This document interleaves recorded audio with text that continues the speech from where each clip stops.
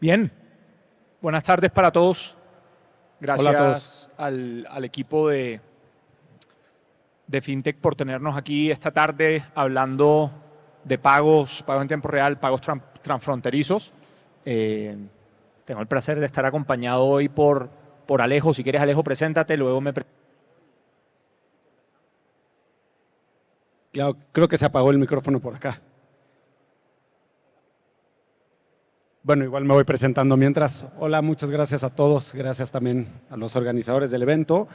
Yo soy Alejandro Lastra, soy el Managing Director de AstroPay para América y trabajamos mucho de la mano con Cobre. Ahorita vamos a dar un poquito más detalles. Muchas gracias, José. Perfecto.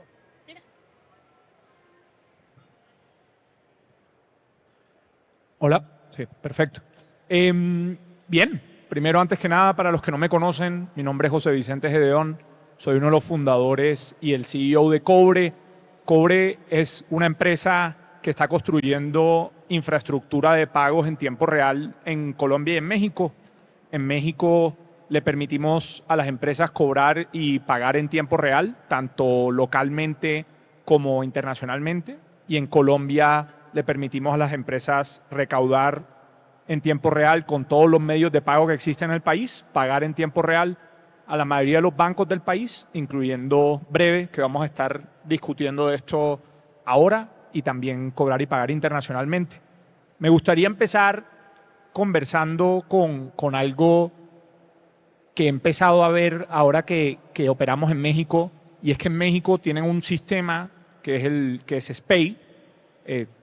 Se puede decir que es como similar a nuestro Breve, pero es mucho más viejo, tiene 20 años en el mercado, es totalmente masivo y adoptado por la población, pero luego tienen dos sistemas que son CODI y DIMO, que quizá no han sido tan exitosos, y queríamos traerles a ustedes desde la perspectiva de un mexicano un poco los aprendizajes de por qué CODI y DIMO no han sido tan exitosos y cómo en Colombia podemos prepararnos para esto, para que Breve sea más exitoso de lo que ya es hoy.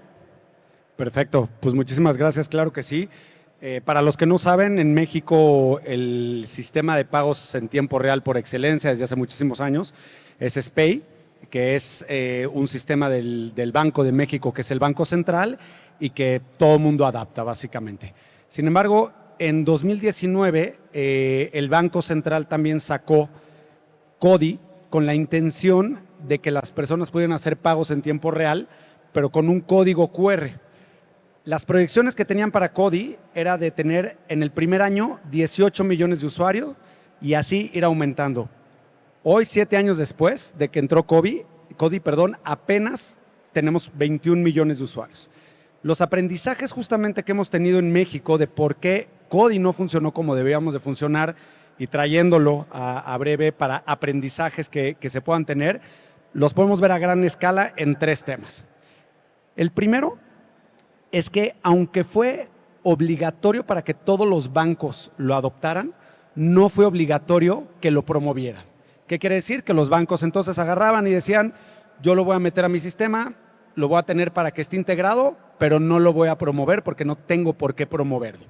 Esto va de la mano con el segundo punto, que es obligatoriamente gratuito. ¿Qué quiere decir esto? Como consumidor final tú puedes decir, oye, qué bueno que es gratuito, pero no hay ningún incentivo para los bancos para promoverlo porque no van a ganar dinero de esto. Entonces, si no hay esto, lo primero, obligatoriedad de promoción, y segundo, incentivo para promoción, pues no lo estaban promoviendo. Y en tercer lugar, tampoco hubo regulatoriamente hablando nada que dijera que tenía que ser un sistema homogéneo.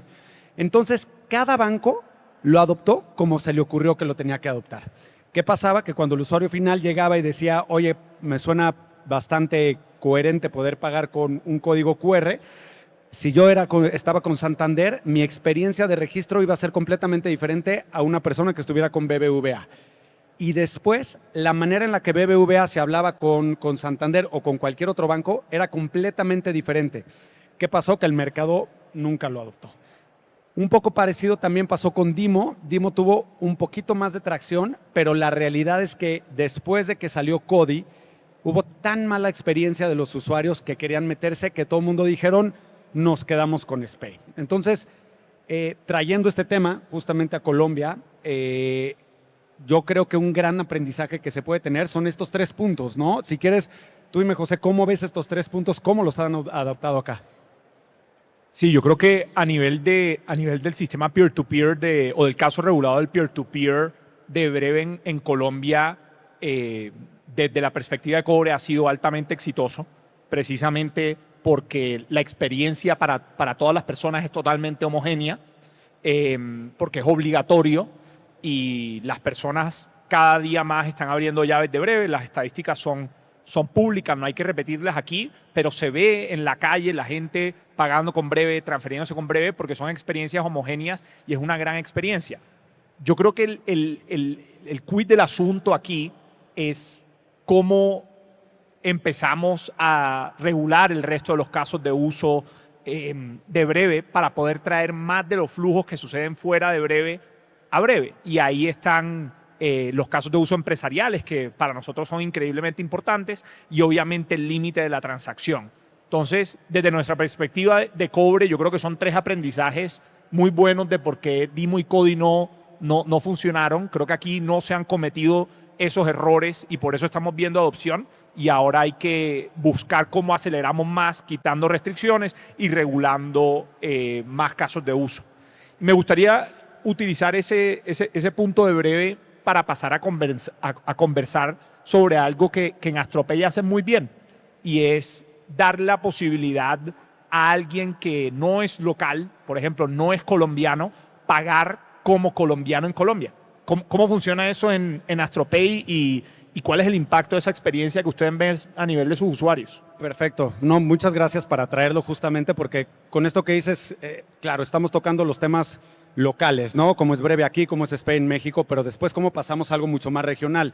Y sí, justamente la filosofía que nosotros tenemos en AstroPay es que independientemente de en dónde tú te conviertas un usuario de AstroPay, que es en donde seas residente, ni siquiera que seas nacional, sino el residente del país en donde estés, desde ese país en donde tú resides, puedas abrir una cuenta tuya en cualquier otro país para que juegues como local. Dependiendo cada país y las regulaciones de cada país es como abres la cuenta, pero al final lo que nosotros buscamos es que yo en México abra mi cuenta de AstroPay y cuando llegue a Colombia pueda ser un local en Colombia. ¿Cómo puedo ser un local en Colombia? Que mi aplicación de AstroPay me dé justamente la posibilidad de utilizar Breve. Entonces, desde el punto de vista de AstroPay, en lo que nosotros nos fijamos en los mercados a los que vamos a abrir, es cómo cada uno de estos mercados está trabajando, qué está haciendo y cuál es el uso que está dando. Para nosotros es muy importante que Breve no cometa los errores que estuvimos cometiendo en Codi. ¿Por qué? Porque podemos ver que hay un track. Entonces, nosotros llegamos y, como bien dices, ya le damos la posibilidad a los usuarios de jugar como locales. ¿Qué quiere decir de jugar como locales? Literal, que tú vayas a un lugar, pagues con tu tarjeta que sacaste desde México, es una tarjeta global, y el cobro se te haga como un cobro local, que no te cobre o que la máquina, por ejemplo, que lee, no lea la tarjeta como una tarjeta internacional, sino como una tarjeta local. ¿Qué pasa con esto? Que la experiencia que tú tienes como usuario es mucho mejor, no te tienes que preocupar por pasar a casas de cambio, ir al aeropuerto a cambiar tu dinero, ni siquiera tienes por qué pensar en cualquier sistema bancario en el momento al que vas. Habiendo dicho esto, yo creo que es fácil verlo desde el B2C, que es lo que hacemos nosotros, ¿no? Pero una pregunta que a mí me gustaría hacerte es, ¿cómo esto se puede traducir a B2B? O sea, ¿cómo puedes empezar ya a escalar esto, a mover el dinero de empresas? Sí, ahí cuando nosotros empezamos en este negocio de pagos en tiempo real, empezamos soportando muchos casos B2C. Y en los casos B2C hay unos retos, sobre todo de escalabilidad, pero a nivel unitario, ¿cierto? Por ejemplo, es información pública que nosotros hacemos los recaudos de Breve y de PCE, entre otros medios, para Telefónica. Y la complejidad ahí es cómo soportas latencias de 80.000, 90.000, 120.000 transacciones en el periodo de una hora, ¿cierto? Que es cuando todo el mundo le llega la factura al celular para pagar el celular. Cuando nosotros empezamos a entrar al mundo B2B de pagos en tiempo real, nos dimos cuenta que el reto no era la latencia, porque es una sola transacción. El problema es que no es una transacción de 100,000 pesos, es una transacción de 10,000 millones de pesos, o de 20,000 millones de pesos, o de 30,000 millones de pesos. Y ahí el reto de la escalabilidad cambia porque se vuelve más que todo un problema de liquidez. Y este tema del problema de liquidez, sobre todo hablando de los pagos en tiempo real y de los pagos cross-border, muy rápidamente va a tomar el centro de la conversación, porque una vez resuelta el tema de la latencia, es relativamente fácil escalar un negocio B2C desde el lado de la infraestructura. Desde el lado de la adquisición de los usuarios es otro tema, pero desde el lado de la infraestructura, desde el lado de nuestra visión, es fácilmente escalable. Pero cuando ya empezamos a hablar de transacciones de alto valor y empezamos a hablar de problemas de liquidez, entonces se vuelve un problema mucho más complejo y mucho más costoso de solucionar.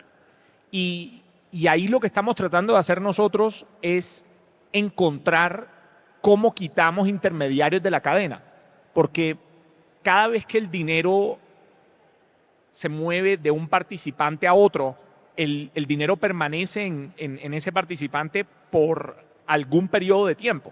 Y eso lo que otra vez genera es ineficiencias de liquidez.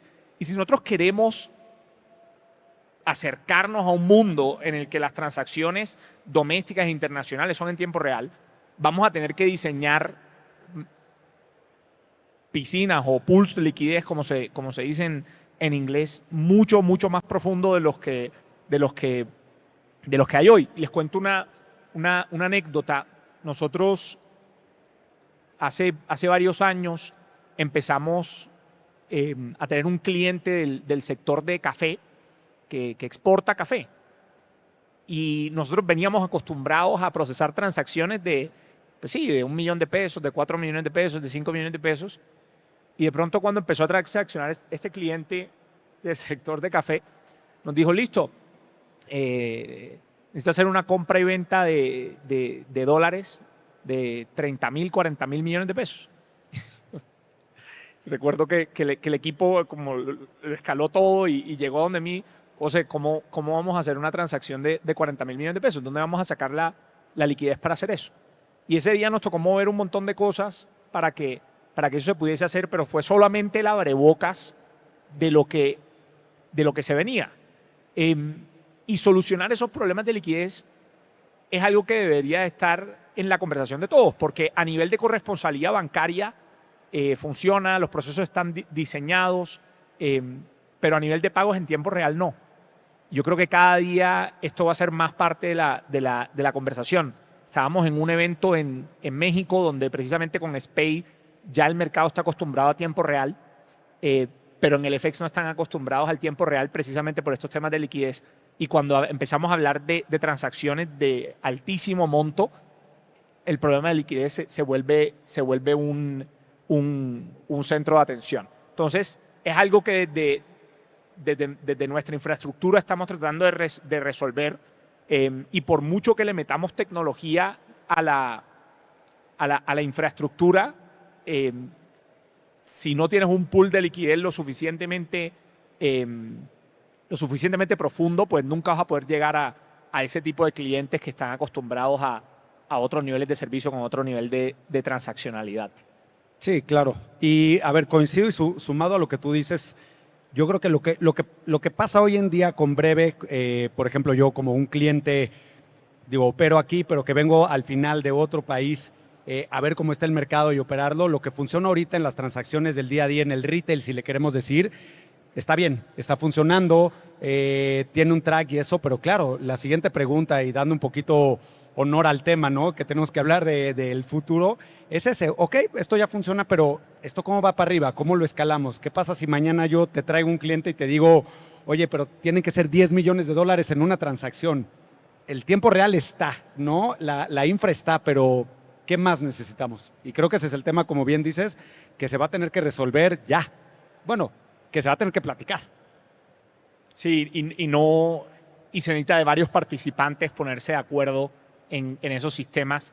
Entonces va a seguir siendo parte de la conversación y creemos que es uno de los puntos álgidos que nosotros en Cobre estamos resolviendo para nuestros clientes y seguirán viendo innovación de nuestro lado en ese sentido. Alejo, mil gracias. No, pues muchísimas gracias a ti y gracias a todos ustedes.